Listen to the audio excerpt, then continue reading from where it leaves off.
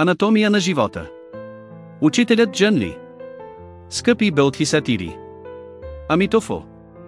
Вече представихме накратко истинският смисъл на Агама сутрите от учителя Сеял Пинша. В тази книга той въвежда съзерцателните практики на нашия будизъм и по-специално съзерцанието, което позволява да се премахне неправилната представа за аз. Ето защо казваме, че истинският смисъл на Агама сутрите може да се счита и за метод за съзерцание на емпиричния будизъм. В предишния епизод ние също така обяснихме, че съзерцанието всъщност е тясно свързано с съвременните изследвания на паметта. Съвременните хора са неспособни да разрешат тази загадка и това е една от мистериите на живота. Буда използва един изключително научен метод, който се състои в това да се анализират намарупа, името и формата, които могат да се разделят. Всичко онова, което е делимо, не може да служи като място за съхранение на паметта.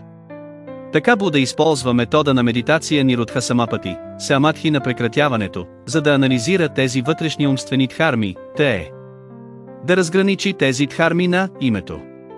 Как да извършим това разграничаване или анализ? Чрез метода на самадхи на прекратяването, чрез който контролираме съществуването на шесте съзнания и накрая ги премахваме, като по този начин разделяме името и формата. Ето защо казваме, че методът на съзерцание на емпиричния будизъм изучава също така паметта и така същевременно се осъществява психологически анализ. В предишната лекция обяснихме, че петте агрегата, подложени на привързването, Панкаупаданаскандха, се анализират с помощта на шесте съзнания, което дава възможност да се наблюдават мисловните фактори на усещането, ведана, възприятието, самжна, и волята, сетана, на шесте съзнания. Тези три фактора – усещане, възприятие и воля – се наричат универсални мисловни фактори, сарватрага, и се различават от агрегатите на усещането, възприятието, процеса и съзнанието сред петте агрегата, тъй като последните принадлежат към категорията на специфичните обекти – винята. Следователно можем да кажем, че петте агрегата, подложени на привързването, споменати в Агама сутрите, представляват най-старата основа на онова, което наричаме школата Йогачара, ум само. Така шесте вида усещане, шесте вида възприятие и шесте вида воля всъщност препращат към универсалните мисловни фактори. Защото мисловният фактор на волята не различава конкретните обекти и макар че усещането и възприятието различават обектите, те са свързани с всяко от съзнанията, с всяко от шесте съзнания. Всяко от тях има своите собствени обекти на различаване и свои собствени области на функциониране. В допълнение, всичко това е свързано с корена на ума, манас. Ето защо шраваките, като практикуват самадхи на прекратяването, могат приблизително да възприемат съдържанието на корена на ума, манас, но не успяват наистина да осъзнаят корена на ума, нито да разберат каква е дълбоката, фина и много сияйна дхарма. Можем да разгледаме един пасаж от писанията, за да разберем как шраваките възприемат корена на ума, манас. Ето отказ от Емадхяма Агама, том 58. Той отново попита, почитаеми Каустхила. Петте сетивни способности функционират по различен начин и в различни области, като всяка от тях възприема своята собствена област. Способностите на окото, ухото, носа, езика и тялото функционират по различен начин и в различни области, като всяка от тях възприема своята собствена област. Кой възприема всички тези области и на какво се основават тези пет способности? Почитаемият Маха Каустхила отговори, петте сетивни способности функционират по различен начин и в различни области, като всяка от тях възприема своята собствена област. Способностите на окото, ухото, носа, езика и тялото функционират по различен начин и в различни области, като всяка от тях възприема своята собствена област. Умът манас възприема всички тези области и на него се основават тези способности. В посочения диалог Каустхила отговаря на този въпрос. Той обяснява, че всяка от петте сетивни способности функционира в собствената си област.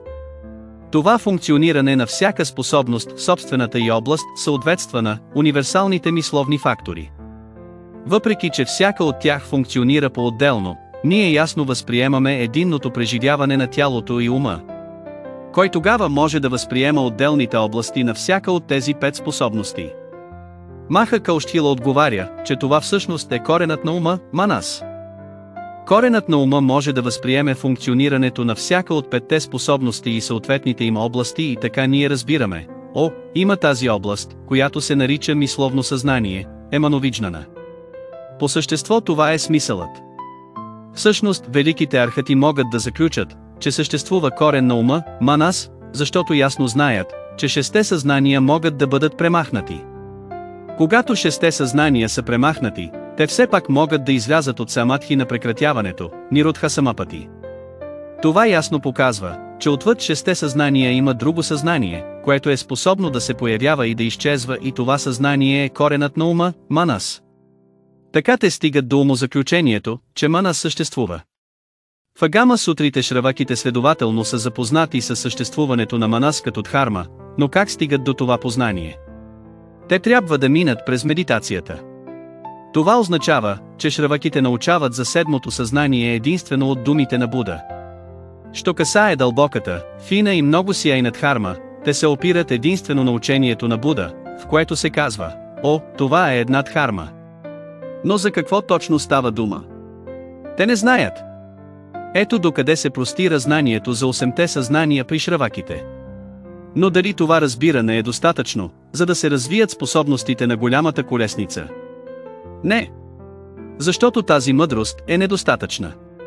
Те се нуждаят от медитативното съзерцание, за да успеят, и тяхната мъдрост си остава ограничена. Ето защо Буда е трябвало да преподаде отделно учението на пратиека будите, самотните буди. Необходимо е шраваките да преминат и през разсъжденията и съзерцанието на пратиека будите, за да придобият малко по-задълбочено разбиране за седмото и осмото съзнание. По тази причина Буда въвежда отделно учението на пратиека будите. В таблицата подолу виждаме как пратиека будите анализират живота от гледна точка на името и формата, на Марупа. Благодарение на вътрешните причини и условия те разделят живота на 6 елемента. Тези 6 елемента преминават през брънката на 6 сетивни входа, за да бъдат анализирани и да образуват брънката на 6 вида съзнание. После, през брънката на контакта, 6 входа се разделят на 12 сетивни основи, т.е. По този начин 6 входа се превръщат в 12 сетивни основи, които, като се добавят към брънката на 6 вида съзнание, образуват 18-те елемента, тхату. Като имат предвид тези 18 елемента, като се опират на брънките на кармичните образования, усещането и желанието и като добавят практиката на самадхи на прекратяването, практикуващите в крайна сметка могат да пристъпят към съзерцанието на 5-те агрегата и на 5-те агрегата, подложени на привързването. Те успяват да разделят живота на 6 групи по 6, т.е. 36 дхарми, и така стигат до осъзнаването на един пратиека Буда. Те разбират по-задълбочено структурата на живота. Всъщност, когато говорим за изследване на паметта и за анатомия на психиката, целта е именно да разберем каква е структурата на живота. Нека разгледаме този отказ от Екотара Агама, том 29, където в учението на пратиека будите блажения разделя човешкото същество на 6 елемента и после според 6 входа, на 6 съзнания. Буда каза, как се нарича законът на 6 елемента. Монасите трябва да знаят, че човешкото същество, съставено от 6 елемента, се ражда от жизнената същност на бащата и майката. Кои са тези 6 елемента? Това са елементът земя, елементът вода, елементът огън, елементът вятър, елементът пространство и елементът съзнание. Ето, монаси, тези 6 елемента. Човешкото тяло се ражда от тази жизнена същност и притежава 6 входа. Кои са те? Това са входът на очите, входът на ушите, входът на носа, входът на езика, входът на тялото и входът на ума. Ето, монаси, тези 6 входа, получени от родителите. В зависимост от тези 6 входа има 6 вида съзнание. Кои са те? В зависимост от зрителното съзнание има проява на зрителното съзнание, същото важи и за слуховото съзнание, носовото съзнание, вкусовото съзнание, телесното съзнание и мисловното съзнание. Ето, монаси, какво наричаме 6 вида съзнание. От този пасаж разбираме, че в учението на пратиека будите материалната форма, рупа, се разделя по прецизен начин. Преди това видяхме, че в 5-те агрегата ударението се поставя основно върху различаването на мисловните дхарми, като името, нама, се разделя на усещане, възприятие, мисловни образования и съзнание. Що касае обаче агрегата на формата, той се разделяше само на 4 елемента – земя, вода, огън и вятър. Ако вземем 6 елемента обаче, то материалната форма се разделя на 5 елемента – земя, вода, огън, вятър и пространство. Това показва, че разбирането за материалната форма в учението на Пратиека Будите превъзхожда онова на Шраваките.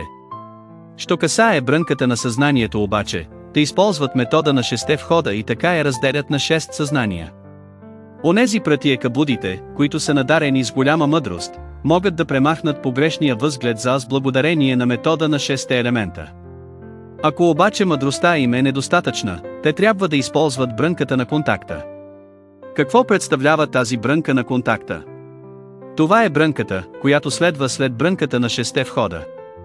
Защо има контакт? Защото има 6 вътрешни входа и 6 външни входа. 6 вътрешни входа са 6 сетивни способности – око, ухо, нос, език, тяло и ум. 6 външни входа оказват 6 сетивни обекта – форма, звук, миризма, вкус, допир и мисловни феномени – дхарми.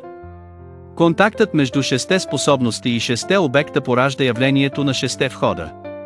Така чрез брънката на контакта се обяснява съдържанието на 12 сетивни основи. Естествено, брънката на контакта обхваща също познаването на агрегата на възприемането, защото след контакта идва усещането, като по този начин се поражда брънката на усещането. Ако отидем по веригата преди името и формата, откриваме брънката на съзнанието, а след тях се намират 6 входа, които позволяват да се различат 6 елемента. Ако продължим по-нататък, стигаме до брънката на контакта и така получаваме 12 сетивни основи. Като комбинираме тези брънки, получаваме 18 елемента и това позволява да се премахне погрешният възглед за аз. Така Пратиека Будите, чиято мъдрост е недостатъчна, трябва да използват 18 елемента, за да премахнат погрешния възглед за аз. Но нима всичко спира, след като се премахне този възглед? Не. Те трябва освен това да се научат да различават въз основа на брънките на усещането, кармичните образования и желанието и след това да съзерцават 5 агрегата и 18 елемента. Тук бихме желали да подчертаем нещо важно. Не мислете, че сетивните способности, корени и техните обекти, обектите на съзнанията, са прости концепции. Всъщност те са много сложни и изискват да се приложи на практика будисткия метод за съзерцание. Нека разгледаме следния откъс от сутрите, за да го докажем. Тогава Буда каза на монасите: ще ви обясня 2 дхарми. Слушайте внимателно и помислете добре. Кои са тези 2 дхарми? Окото и видимата форма са 2 дхарми, които образуват един чифт. Ухото и звукът, носът и миризмата, езикът и вкусът, тялото и допирът, умът и мисловните феномени образуват чифтовете дхарми. Всеки път има 2 дхарми. Ако аскетите или брамините кажат: това не са 2 дхарми, Шраманата Гаутама се заблуждава, когато казва, че има 2 дхарми. Онези, които изказват така, като се опират на собственото си мнение, говорят без да разбират, като увеличават объркването си, защото са далече от истината. Този пасаж е от Самюкта Агама, том 8, Сутра 213. Тук Буда специално подчертава, че корените и обектите на съзнанията са 2 различни дхарми и иска от нас да слушаме и разсъждаваме внимателно. Небудистите мислят, че казаното от Шраманата Гаутама, че корените и обектите на съзнанията са 2 дхарми, е неправилно. Буда казва, че това е така, защото те не разбират и да се говори за това само увеличава объркването им, защото различаването между корените и обектите на съзнанията им убягва. Следователно различаването между корените и обектите на съзнанията, както и подробното съдържание на съзерцанието на 5 агрегата и 18 елемента, трябва да бъдат внимателно обмислени от всички. Ако вие, бодхисаттви, се интересувате от този аспект и желаете да задълбочите разбирането си за будистката практика и конкретното съдържание на будисткото съзерцание, елате в Асоциацията на просветлените същества, за да чуете директно думите на учителя Сейял Пинша и напътствията на преподавателите. Само така ще успеете наистина да разберете неговото съдържание, тъй като в него се докосваме до дълбоки и тайни значения, скрити значения, свързани с съзерцанието и практиката. Добре.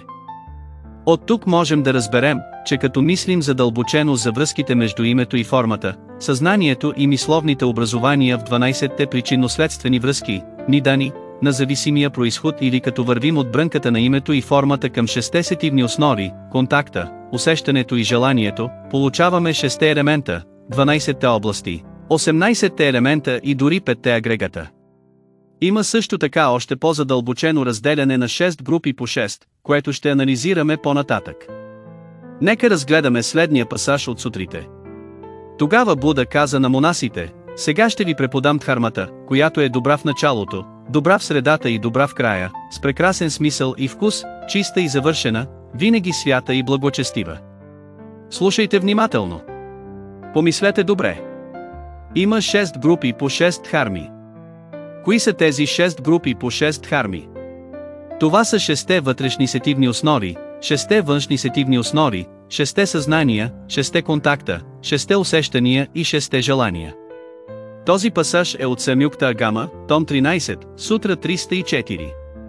С други думи, тук можем да видим, че един Пратиека Буда може да направи по-фин анализ и за него е специфично, че анализът му на формата е позадълбочен от анализа на шраваките. Шраваките делят агрегата на формата само на земя, вода, огън и вятър, докато Пратиека Будите го делят на земя, вода, огън, вятър и пространство и дори материалните феномени, рупадхарми, са разделени на корени, сетивни органи и сетивни обекти. В центъра на тези 12 области на сетивните органи и сетивните обекти е скрит коренът на ума, манас, като всичко това е споменато накратко от Буда, без да бъде обяснявано подробно, защото, за да се разбере, е необходимо да се опрем на вярата и доверието. Шраваките медитират, като се доверяват на Буда и така могат да открият истината и да изведат нейните принципи. Пратиека Будите трябва да се опрат на добрата си карма от миналите си животи, за да повярват на думите на Буда, след което да разберат, коренът на ума, манас, е горе-долу такъв. Добре. След като накратко описахме как шраваките и Пратиека Будите анализират името и формата, нека разгледаме как им отговаря Буда. Нека първо да видим какъв е отговорът на шраваките относно дълбоката, фина и много сияйна дхарма.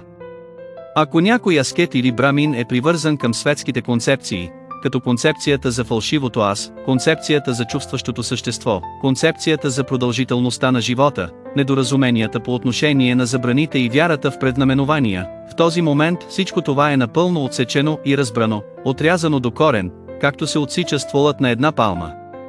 Така в следващите животи тези концепции няма да се родят отново. Това наричаме благочестив, добре образован ученик, който наистина разбира правилно зависимия произход и обусловените феномени, който ги вижда добре, възприема ги добре, практикува ги добре и ги разбира в дълбочина. Този пасаж е от Самюкта Агама, том 12, сутра 296. Буда казва: о, благороден и добре образован ученико! В крайна сметка, той може да отсече всякакви светски концепции, като възгледите за продължителността на живота, за съществата или аз или погрешните идеи за онова, което се счита за добро предзнаменование, както и стремежа към дълголетие, здраве, богатство или социално положение. Всичко това е напълно премахнато и в бъдещите животи той става една неродена дхарма.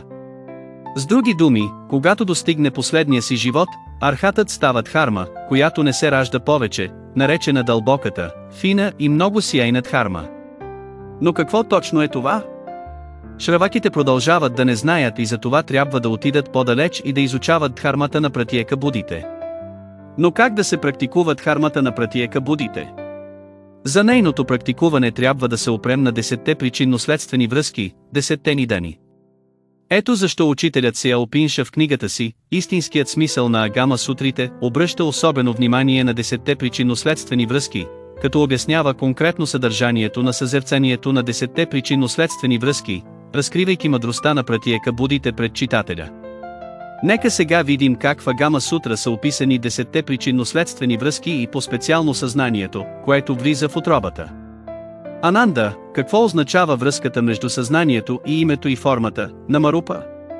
Ако нямаше съзнание, влизащо в утробата на майката, щеше ли да има на Марупа? Не, отговори той. Ако съзнанието влезе в утробата, но не излезе от нея, би ли имало на Марупа? Не, отговори той. Ако съзнанието излезе от утробата, но детето се влоши или умре, биха ли се развили на Марупа? Не, отговори той. Ананда, ако нямаше съзнание, щеше ли да има Намарупа? Не, отговори той. Този пасаж е от Диргха Агама, том 10. Днес няма да се спираме по-подробно на това, тъй като често ще го обясняваме в бъдещите презентации. Можем обаче да разберем, че с оплождането на яйцеклетката в нея влиза едно съзнание, за да позволи развитието на ембриона. След това имаме присъствието на корена на ума, манас, и физическата материя, това е координацията между нама, име, и рупа, форма, тъе. Намарупа. Какво означава това? Това означава, че името и формата нарастват с нарастването на оплодената яйцеклетка. Какво значи това? Това значи, че има едно съзнание, което влиза в утробата, но не нараства. Това е така, защото, ако това съзнание нарастваше, то би се променяло и следователно не би могло да служи като място за съхранение на паметта. Ето защо в агамите както шраваките, така и пратиекабудите, трябва да притежават тази мъдрост. Шраваките нямат мъдростта на съзнанието, което влиза в утробата, те знаят само, че има една дълбока, фина и много сияйна дхарма. Но за какво конкретно става дума? Те не знаят. След като изучат дхармата на пратиекабудите обаче, с помощта и напътствията на Буда, като се вслушват в думите му, те могат постепенно да разберат, че в зависимия произход дълбоката, фина и много сияйна дхарма всъщност е съзнанието, което влиза в утробата. Когато могат да потвърдят този факт и да знаят със сигурност, че името и формата растат, докато съзнанието, което влиза в утробата, не расте, тогава те притежават мъдростта на съзерцанието на 10-те причинно-следствени връзки, 10-те нидани, и само така могат евентуално да влязат в учението на Емахаяна, голямата колесница.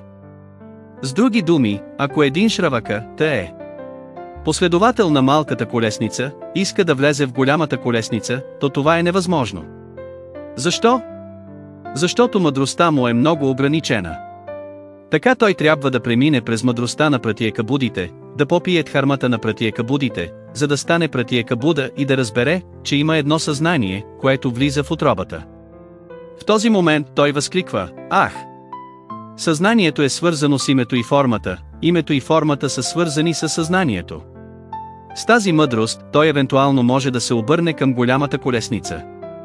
Ние следователно видяхме дотук онова, което наричаме анализа на шраваките, който тръгва от 5-те агрегата и стига до 5-те агрегата, подложени на привързването, анализа на пратиекабудите, който тръгва от 6-те елемента и стига до 12-те области, после до 18-те елемента и накрая до 6-те групи по 6.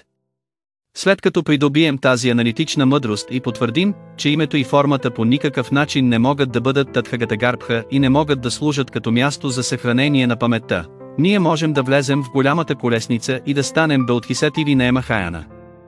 Един Баудхисатва на Емахаяна трябва да притежава тази основна мъдрост на пратиекабудите на съзнанието, свързано с името и формата, свързани с съзнанието, преди да може да влезе в дхармата на Баудхисатвите. След това той превръща съзнанието, свързано с името и формата, свързани с съзнанието, в 6 гледни точки и въз основа на тези 6 гледни точки практикува съзерцанието на 5-те агрегата като такива, които не са истинското аз, не се различават от истинското аз и не са непременно свързани помежду си. Това обаче все още не е достатъчно, за да се практикува голямата колесница, тъй като е само съзерцание, основано на 6-те гледни точки. Той все още трябва да премине през обучението по истинска медитация, за да има някакъв шанс да постигне просветлението. От това можем да разберем, че шраваките и пратиекабудите единствено анализират името и формата. Но след като усвоят концептуалното разбиране за анализа на името и формата и способността да премахнат възгледа за фалшивото аз, те могат да започнат практиката, основана на разглеждането на 6-те погрешни гледни точки, и ефективно да премахнат възгледа за фалшивото аз. Що се отнася до дхармата на голямата колесница, ще ви я представим подробно на следващата ни лекция. Благодаря на всички Баудхисативи за вниманието. Амитофо.